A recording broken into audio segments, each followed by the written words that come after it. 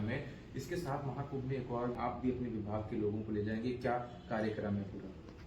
देखिए, कल हम लोगों ने विभाग पंचायती राज विभाग की बैठक की कई बिंदुओं पर। एक बिंदु उसमें ये भी था कि हम सभी लोग सभी अधिकारी मंत्री और हर जिले से कम 10 प्रधान को बुलाया जाए और एक साथ सब लोग चला जाए महाकुंभ में, वहां स्नान किया जाए और एक संदेश लोगों को दिया जाए। इस उद्देश्य से 9 फरवरी को पंचायती राज विभाग महाकुंभ स्नान करने के लिए जाएंगे। एक सवाल और है, जहाँ पे आप स्नान और कार्यक्रम की बात हो रही है, अखिलेश यादव कहते हैं कि हम अगर जाएंगे तो पुण्यदान के लिए जाएंगे, लेकिन कुछ और लोग जो हैं वो पाप होने के लिए जाते हैं। देखिए, उनका विचार है। जब उनकी सरकार थी तो उस समय भी कुंभ लगा था, उस समय यही करा रहे थे वो। उनको सोचना चाहिए कि ये एनडीए गठबंधन की सरकार में की तरफ से आयोजन नहीं है, ये सदियों से वो कार्यक्रम चलता है, वो परंपरा है। किसी की भी सरकार रहेगी उसको ये व्यवस्था करनी पड़ेगी। महाकुंभ से अगर के बात करी जाए तो मिल्कीपुर का उपचुनाव 5 फरवरी को होना है। लगातार एनडीए की घटक दलों बीजेपी सभी लोग इसको चुनाव की तैयारियां कर रही हैं। इस दौरान अखिलेश यादव का जो बयान आया तो उन्होंने कहा कि हमने अपने कार्यकर्ताओं से कह दिया कि सभी तैयारियां करके रखें, हर तरह से निपटने के लिए उन्होंने अपने कार्यकर्ताओं से कहा है। वो उनकी हताशा और निराशा बोल रही है। कोई भी कानून अपने हाथ में लेने की कोशिश करेगा तो चुनाव आयोग चुनाव करा रहा है तो कानून का राज है। कानून के दायरे में किसी को कानून अपने हाथ में लेने नहीं दिया जाएगा। चुनाव निष्पक्ष होगा, वो धैर्य रखें। जिस तरह उनको उम्मीद है कि इस तरह का होगा, कुछ नहीं होगा। मतदाता स्वतंत्र जाकर के वोट देगा और चुनाव निष्पक्ष होगा।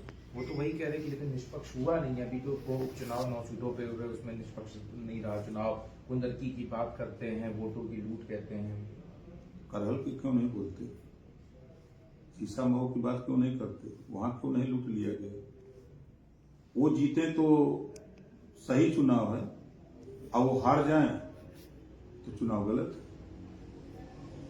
सर, इसके अलावा एक सवाल और है। मोहन भागवत आरएसएस के प्रमुख, उन्होंने कहा कि प्राण प्रतिष्ठा के दौरान भारत को असली स्वतंत्रता मिली। ये उनका बयान है, उनके बयान पर कुछ नहीं कहा जा सकता।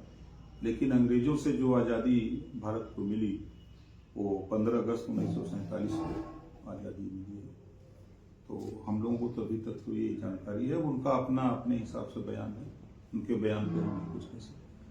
दिल्ली चुनाव में देखा गया कि इंडिया घटक दल में जो साथी लोग थे गठबंधन के, वो अलग नजर आए। कुछ आम आदमी पार्टी के साथ तो कहीं कांग्रेस अकेली नजर आई। यही चीज अब मुंबई में जो लोकल बॉडी इलेक्शन हो रहा है उसमें भी नजर आ रहा है। उद्धव ठाकरे का गुट अलग है और कांग्रेस का अलग है। क्या लगता है कि ये जो 24 लोकसभा में गठबंधन बना था, क्या अब वो सस्टेन नहीं कर पा रहा है?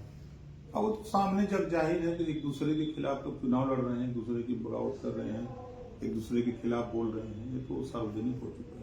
अरविंद केजरीवाल कह रहे हैं कि राहुल गांधी हमें गाली बक रहे हैं और हम देश को बचाने का चुनाव लड़ते हैं, वो कांग्रेस को बचाने का चुनाव लड़ रहे हैं। सही कह रहे हैं। कांग्रेस अपना अस्तित्व बचाने के लिए लड़ रही है और केजरीवाल जी जो कह रहे हैं कांग्रेस को बिल्कुल सही कह रहे हैं। तो ये भी कह रहे हैं कि हम देश बचाने का चुनाव लड़ रहे हैं, तो क्या ये भी सही है? अब उनका बयान और राहुल के बयान दोनों लोगों का अलग बात है। और इधर एनडीए गठबंधन देश को विकसित राष्ट्र घोषित करने में लगा है कि देश उस ऊंचाइयों पर जाए, दुनिया में इसकी छवि निखरे। और एनडीए गठबंधन और देश के प्रधानमंत्री माननीय नरेंद्र मोदी जी का सपना है कि 2047 तक हम एक विकसित राष्ट्र की तरफ हों।